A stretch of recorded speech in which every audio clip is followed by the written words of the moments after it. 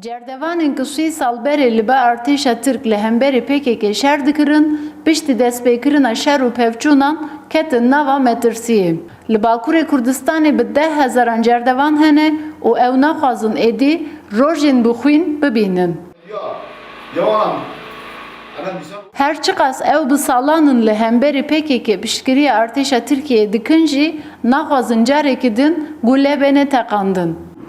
Yani ji bo me tek damla xwîn em naxwaz li erdê kevin. Vê toprağa em tê de yaşamış bi ji xwînê têr xwarîye. Yani ji bo vê huzursizlik ji memleketê me rabe, ji bo me intihar bijî em qebûl dikin. İnsanê vî memleketî ne. Yani ana li vê derê li vê memleketê me de huzursizlik em naxwazin kesînlikle.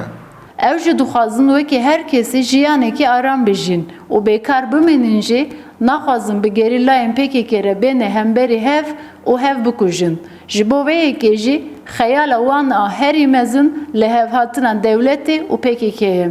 Aşîtiye de ev 2 sal nêzîkî 3 salayê tişkî pir xweş bû.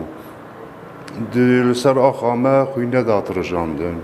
Wek em bibêjin ewr digere û brûsk li ser wî ye vê bi kîjayê lê de xwar bû bikeve nebelûye.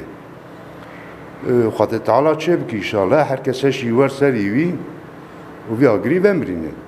Li gund û navçeyên 21 bajarên Bakurê Kurdistanê û hin bajarên Tirkiyeyê bi tevahî 7,000 cerdevan hene. Ji van 47,000 cerdevan ji dewletê mûçe distînin.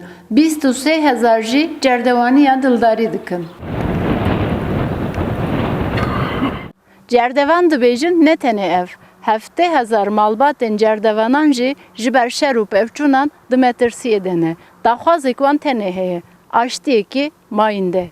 Gönül Morkoç, Rudao, Ahmet.